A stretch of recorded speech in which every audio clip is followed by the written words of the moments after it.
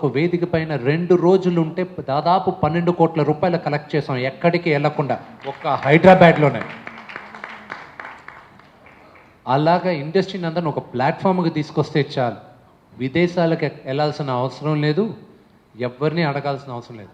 ముందు యాక్టర్స్ అందరూ ఏకగ్రీవంగా మనం అందరం ఒక ప్లాట్ఫామ్కి వస్తాం, మేమందరం చేస్తాం. అలా చేస్తే చాలు. మీ ఎజెండాలో ఫస్ట్ ప్రియారిటీ దేనికి ఇస్తారు? మా బిల్డింగ్కి ఇస్తారా, ఆర్టిస్టులకి అసోసియేషన్లో మెంబర్షిప్ కోసం ఇస్తారా? మై ఫస్ట్ థింగ్ నా ఎజెండాలో విల్ బి పెద్దలని సెక్యూర్ చేయడం, పెద్దలకి సెక్యూరిటీ ఇవ్వడమే నా ఫస్ట్ ఎజెండా. దాని తర్వాత ఉద్యోగం. బిల్డింగ్ కడతాం, నేను మాట ఇచ్చేశాను, బిల్డింగ్ కడతా, అది కాదు మెయిన్ ఇష్యూ. బిల్డింగ్ కట్టిన తర్వాత ఏంటి?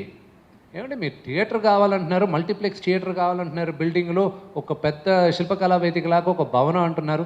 కట్టిన తర్వాత ఏం చేస్తారు? ఒక థియేటర్ కట్టాలంటే 3 నుంచి 5 కోట్లు. ఏషియన్ మహేష్ బాబు థియేటర్ ఉంది, ఏఎంబి, అక్కడ దానికన్నా అది one of the world's best theatre. నేనుండేది జల్పల్లో, అది ఊరు శంషాబాద్ దగ్గర. మా ఊర్లో నీ సినిమా చూడాలంటే అక్కడ థియేటర్ కడతారా నాకు?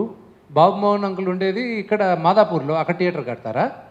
అతను ఉండేది మణికొండలో థియేటర్ కడతారా? లేకపోతే మీరు ఒక దగ్గర కడితే మేము అందరం వచ్చి అక్కడ థియేటర్కి వెళ్ళి ఎక్కడ దగ్గర ఉంటే అక్కడికి వెళ్తే సినిమా చూస్తాం. That is not what we want.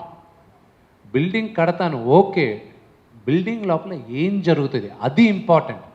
That is my first agenda. దాంతో బిల్డింగ్ ఈజీగా వస్తుంది.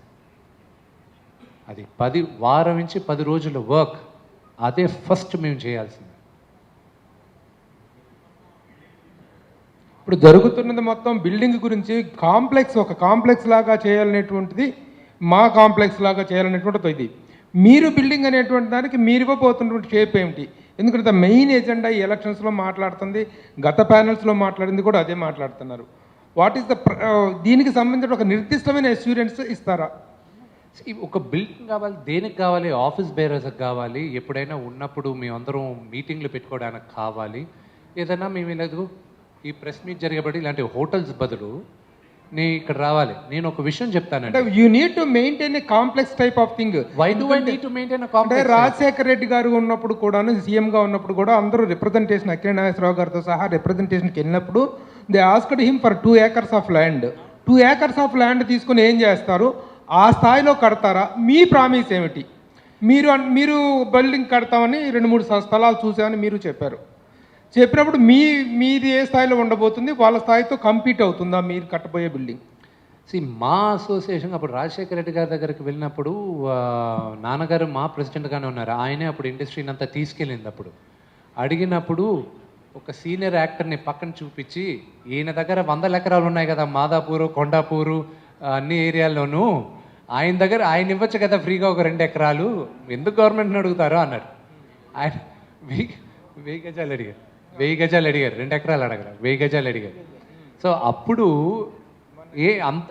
అన్ని 100 ఎకరాలు ఆయన ఇచ్చి 1000 గజాలు నిజంగా కావాలి, 1000 గజాలు ఆ రోజున అడిగారు అనుకుంటే 1000 గజాలు ప్రొవైడ్ చేసుకోలేని పరిస్థితుల్లో మూవీ ఆర్టిస్ట్ అసోసియేషన్ ఉందా? అప్పటి నుంచి ఇప్పటిదాకా ఈ సూటి ప్రశ్న ప్రతి ఒక్కరిలో కూడా ఉందండి. 1000 గజాల స్థలం కోసం ఎందుకు మూవీ ఆర్టిస్ట్ అసోసియేషన్ ఇంతగా ప్రయత్నిస్తుందా, ప్రాధేయపడుతుందా, దేబిరిస్తుందా అనేటువంటి ఒక సందేహం ఉంది.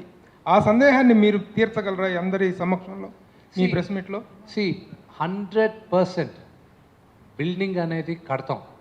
అది నా టర్మ్లో ఫినిష్ అవుతుందా తెలియదు, కానీ నా టర్మ్లో స్టార్ట్ అవుతుంది. అది 100% స్టార్ట్ చేస్తాను. అది 100% నా సొంత డబ్బుతో నేను కంప్లీట్ చేస్తాను. ల్యాండా గవర్నమెంట్ని అడుగుతామా, ప్రైవేట్గా కొంటామా, అది సెకండరీ ఇష్యూ మాకు. కానీ బిల్డింగ్ మా అసోసియేషన్కి ఎంతవరకు కావాలో అంతవరకు కడతాను. అంతేగాని నేను మల్టీప్లెక్స్ థియేటర్ కట్టను, కళ్యాణ మండపం కట్టను. ఆర్టిస్ట్ అసోసియేషన్కి నేను అనుకున్న అజెండా నేను ఓపెన్ చేస్తాను. నా అజెండా కాదు, నా డ్రీమ్స్. ఇంతమంది కష్టపడి పనిచేస్తున్నాం, మొత్తం ఆంధ్రప్రదేశ్, తెలంగాణలో అన్ని ప్రాంతాల్లో మేము ఉన్నాం. మేమందరం సినిమా థియేటర్కి వెళ్ళేటప్పుడు మా వల్లే కదా సినిమాలు అక్కడ ఉన్నాయి, మాకు కనీసం కొంచెమైనా డిస్కౌంట్ వస్తుందా? మాకు ఎక్కడ వస్తుంది? మాకు ఏం అడ్వాంటేజ్?